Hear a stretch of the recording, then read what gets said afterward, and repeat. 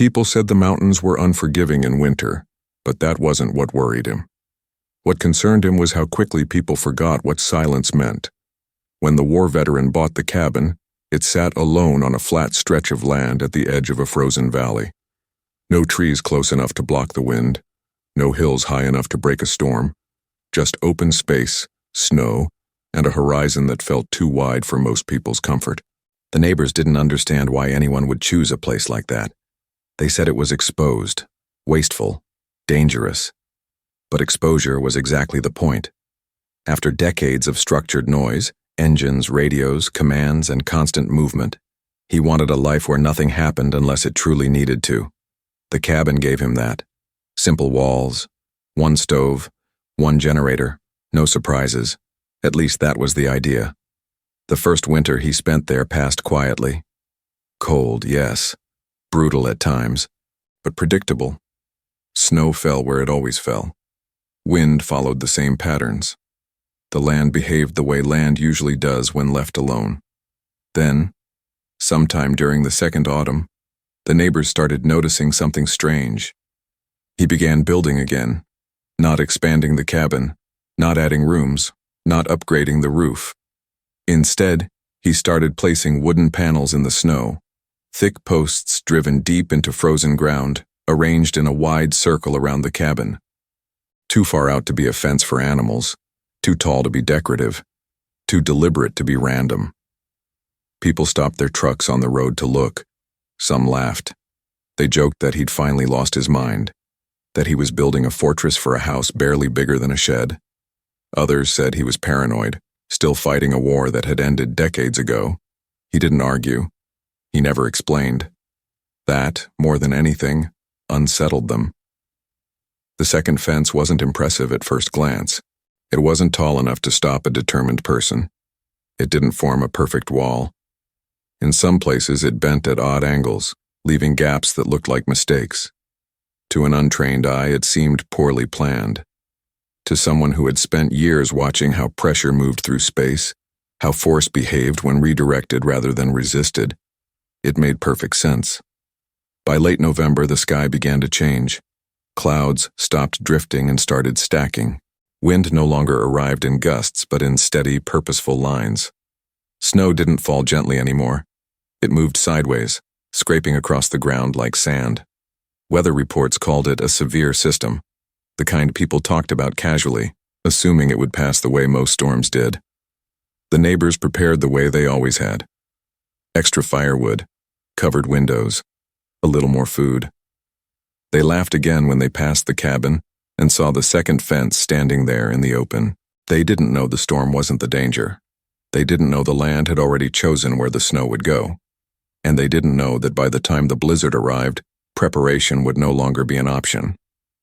By the time December arrived, the veteran had already stopped listening to the forecasts. Not because they were wrong, but because they were incomplete. Weather reports talked about temperature, snowfall totals, wind speed. They spoke in numbers, averages, and probabilities. Useful for planning errands. Useless for understanding what would actually happen to a piece of land sitting alone in a wide open valley. The veteran didn't measure weather the way most people did. He measured behavior. Every morning, before the light fully broke through the clouds, he walked the perimeter of his property. Not to admire it, not to patrol it, but to watch what the snow had done overnight, where it had piled up, where it had been scraped clean, where it had hardened into ridges, where it had vanished entirely. Snow, he knew, told the truth. It never moved randomly. It followed rules, invisible ones, shaped by wind, terrain, pressure, and temperature. If you learned to read those rules, you could predict outcomes long before they happened. Most people never bothered. The neighbors relied on routine. Their houses sat in neat rows, built decades earlier when winters were milder and storms shorter. Their fences were decorative, meant to mark property lines, not alter forces. Their driveways ran straight, exposed to the open valley. When the first serious snowfall arrived that year, they reacted the way they always had. They shoveled. They cursed the cold. They assumed spring would eventually fix everything. The veteran noticed something different. The wind had changed its habits.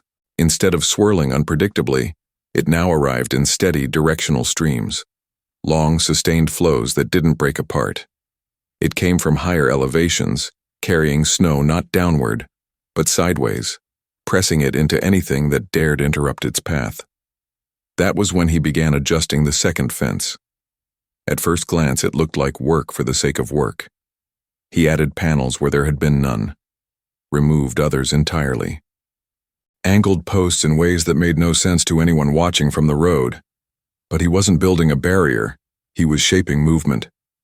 The fence wasn't meant to stop the wind. That was impossible. Anyone who had spent time in open terrain knew better. Wind couldn't be blocked. It could only be persuaded. So he persuaded it. Where the wind pressed hardest, he created breaks, narrow gaps that allowed pressure to bleed off gradually instead of slamming into the cabin's walls. Where snow had a habit of piling into deep, suffocating drifts, he added angled panels to redirect it elsewhere. The result was asymmetrical, uneven, almost sloppy, and that was precisely why it worked. From the road, the neighbors saw none of this. They saw a man reinforcing a fence while the rest of them focused on firewood and supplies. They saw someone preparing for the wrong problem. One afternoon, a pickup truck slowed near the edge of his property. The driver rolled down the window and shouted something about overkill. Another laughed and asked if he was expecting the end of the world. The veteran nodded politely. He didn't correct them. Explaining would have taken too long, and explanations rarely mattered until after consequences arrived. As December deepened, the valley began to narrow, not physically, but perceptually. Sound traveled differently. The wind no longer howled, it hissed. Long, uninterrupted stretches of white blurred the distance between sky and ground. At night, the darkness pressed closer. That was when small failures began appearing elsewhere. A neighbor's generator struggled under the cold. Another house lost power for a few hours after snow clogged a vent. Someone's roof sagged slightly under uneven accumulation. Nothing dramatic, nothing alarming. Yet, the veteran noticed the pattern immediately. The snow wasn't distributing evenly across the valley. It was concentrating, favoring certain structures, punishing others. The houses built without regard for wind direction suffered first. Their entrances vanished beneath drifts. Their doors froze shut from the outside. They shoveled paths that refilled overnight, wondering why effort no longer produced results. At the cabin, things were different. Snow gathered where the veteran had predicted it would, far from the foundation, away from the door, diverted toward open ground where it could stack harmlessly. Wind slipped through the angled fence lines, losing strength before it reached the walls. Inside, the cabin stayed quiet. The stove burned efficiently. The generator ran clean. The roof remained evenly loaded. It wasn't comfort. It was balance. The veteran spent most evenings seated near the window watching the weather do exactly what it had been preparing to do for weeks. He didn't feel satisfaction. There was no sense of triumph. Only confirmation. The neighbors, meanwhile, grew uneasy. They stopped laughing. They still didn't understand the fence, but they noticed that his driveway remained visible while theirs disappeared. They noticed that his roof looked unchanged, while theirs demanded constant attention. A few of them wondered aloud if maybe they should have done more. But winter doesn't reward late decisions. By the time the sky finally darkened into a solid, unbroken ceiling of cloud, the storm had already chosen its path, and the valley, quietly and without ceremony, began to close. The storm did not arrive all at once. It never does. It began as a tightening of space, the valley shrinking into something smaller, heavier. Wind no longer wandered.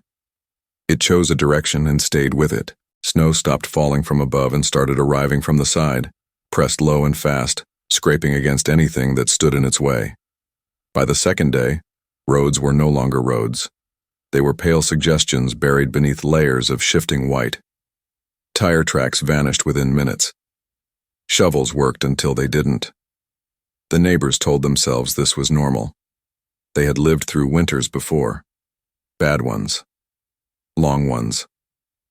They reminded each other of storms that had come and gone, of stories their parents told about drifts taller than fences and nights without power. What they failed to notice was that this storm behaved differently. It did not pause. The wind didn't die down at night. It didn't weaken in the early morning hours. It held steady, pressing snow into corners, against walls, into doorframes and vents. At the veteran's cabin, the storm did exactly what he expected it to do. Snow slid along the angled panels of the second fence and spilled outward, collecting in long, shallow banks far from the foundation. Wind passed through narrow breaks, losing force as it did, no longer able to slam directly into the cabin's walls. Inside, the air remained still. The stove burned low and steady. The temperature held. Nothing rattled. Nothing groaned. The veteran did not feel relief. He felt distance. On the third day, the first call came through on the radio. A neighbor asked if he had power. The veteran replied calmly that he did. The voice on the other end hesitated before asking how. He gave a short answer. Preparation. The word didn't land the way it should have. By then, several houses had lost electricity for good. Generators strained under constant load, burning fuel faster than expected. Snow blocked exhaust vents, forcing people to shut systems down or risk carbon monoxide buildup. Doors froze shut from the outside. Some neighbors shoveled until their shoulders burned, only to wake up and find the same drifts rebuilt overnight. Taller, denser, heavier. Their efforts changed nothing. They were fighting effects instead of causes. At the cabin, the veteran continued his routine. He checked the fence line twice a day, not to reinforce it, but to confirm that the wind still followed the channels he'd shaped. He adjusted nothing. There was nothing to adjust. That alone would have unsettled the neighbors if they'd known. By the fifth day, movement between houses stopped entirely. People stayed indoors, conserving heat, rationing fuel, waiting for something, an announcement, a forecast, a sign that the storm would break. None came. The storm didn't escalate. It simply continued. That was when separation became absolute. One of the neighbors attempted to reach another house on foot. He made it less than 50 yards before the wind knocked him sideways, filling his boots with snow and blinding him in seconds. He turned back, shaken, realizing how quickly the valley erased orientation. Landmarks disappeared. Distance became deceptive. At night, the darkness thickened. Snow absorbed sound. The world beyond each house shrank to a few feet in any direction. The veteran watched all of this from inside his cabin, not with indifference, but with the quiet understanding that systems fail first at the edges. Late that evening, the radio crackled again. This time, the voice was strained. A neighbor asked if he could spare fuel. The veteran paused before answering. Fuel was not something you shared casually in winter. It wasn't food. It wasn't warmth. It was time, measured in hours, days, survival. He asked how much they had left. The answer told him everything he needed to know. They had waited too long. He agreed to help, but only if conditions allowed. The wind decided otherwise. By morning, the storm had intensified just enough to make movement impossible. Visibility dropped to nothing. The valley sealed itself completely. No one came. No one left. At the cabin, the second fence stood exactly where it was meant to stand. Snow piled beyond it in predictable shapes, creating walls of white that shielded the structure further. The wind lost its teeth before it reached the door. Inside, the veteran sat quietly, listening to the radio fall silent again. The neighbors were no longer laughing. They weren't talking much at all. They were waiting, and waiting in winter is a dangerous thing. As night fell on the seventh day, the storm finally showed signs of change, not weakening but shifting. The wind altered direction slightly, just enough to test structures built without foresight. Roofs groaned under uneven loads. Drifts collapsed inward. At least one house lost a section of its roof under the pressure. The veteran noticed the change immediately. He moved to the window, watching the snow respond to the new wind angle. The second fence absorbed the shift without complaint. Snow flowed around it, redistributing harmlessly across open ground. It had been built for this. Somewhere out in the valley, something failed completely. The sound didn't carry far. Snow swallowed it. The veteran turned back to the stove, added a log, and sat down again. The storm was no longer just weather. It was a dividing line. And on one side of it, preparation still mattered. The mistake the neighbors made was not arrogance. It was delay. They had seen the signs. They had noticed the uneven drifts, the doors freezing shut, the way the wind punished some houses and spared others. But like most people, they assumed recognition alone was enough. It wasn't. Winter does not negotiate with awareness. It only responds to action taken early and punishes action taken late. By the 8th day, the storm changed again. Not dramatically, not violently, just enough. The wind shifted another few degrees, subtle but decisive, pressing snow into places it hadn't touched before. Roof lines that had held steady for days suddenly bore weight unevenly. Overhangs became traps. Vents disappeared entirely. The veteran noticed the change before the radio crackled. A neighbor's voice broke through, thin and urgent, cutting in and out with static. They had lost heat. Not power. Heat. The stove wouldn't draw properly anymore. Smoke backed into the house. Snow had sealed the exhaust somewhere along the roofline. They were burning fuel without warmth, watching the temperature inside drop inch by inch. The veteran closed his eyes for a moment. This was the moment he had hoped would not come. He asked questions calmly, methodically, as if discussing equipment rather than lives. Where the vent exited, how long it had been obstructed, whether anyone had tried clearing it. The answers came slowly. They had waited too long. Clearing it now meant going onto the roof in near zero visibility, with wind strong enough to unbalance a person in seconds. Staying inside meant freezing. Slowly, inevitably. The veteran told them to conserve fuel and stop the stove entirely. To layer clothing. To block off unused rooms. Then he did something the neighbors hadn't expected. He prepared to leave his cabin. Not immediately. First, he checked the fence. The second fence had done more than redirect snow. It had created something else. A corridor of relative calm. Wind still moved, but its force broke and thinned as it passed through the angled panels. Snow no longer arrived as a wall. It drifted. He packed carefully. Rope, tools, a portable heater, extra fuel. Not everything, just enough. When he opened the cabin door, the cold struck like a physical force. The air carried weight now, thick with snow crystals that scraped across his face and clothing. Visibility was measured in feet, not yards. He stepped into the corridor formed by the fence and felt the difference immediately. The wind dropped, not gone, but manageable. He moved slowly, deliberately, using the fence line as reference. Beyond it, the storm roared unchecked.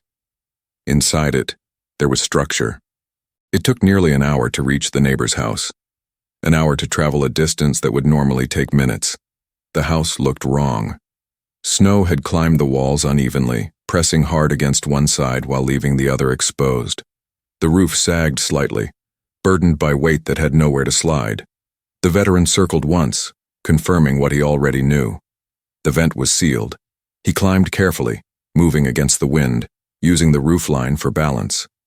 The snow resisted like wet cement, clinging, refusing to move. He cleared the exhaust slowly, methodically, creating a narrow channel that allowed smoke to escape again. Inside, warmth returned gradually. Not enough to be comfortable, enough to survive. He said little before leaving. There was no time for explanations. By the time he returned to his cabin, night had fallen completely. The radio came alive again, voices overlapping now, fear threading through every word. Another house had lost part of its roof.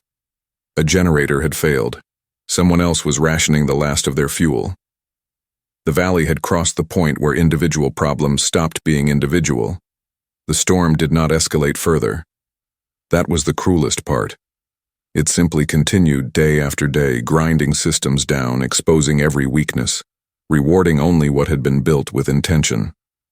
The veteran helped when he could. He did not save everyone. No one could. By the 12th day, the wind finally weakened. Snow fell from above again, gently this time, settling instead of striking. The valley began to breathe. When the storm broke fully, it left behind a landscape reshaped by consequence. Some houses stood mostly intact, though scarred. Others bore damage that would take years to repair. A few were abandoned entirely, doors frozen open, silence inside heavier than the snow.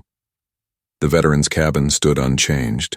The second fence remained partially buried, its work complete, its purpose fulfilled. Neighbors came by in the days that followed, quieter now, slower. They didn't laugh. They asked questions. This time, he answered. Not about storms or fences or wind, about preparation, about how survival wasn't about strength or money or even experience. It was about understanding how things moved and acting before movement became force. The valley would recover. It always did. But no one would forget that winter, because for the first time, the difference between foresight and delay had been carved clearly into the land, and everyone had seen which side of the fence mattered. The storm did not end with drama. There was no sudden clearing of skies, no bright sunlight breaking through clouds like a reward.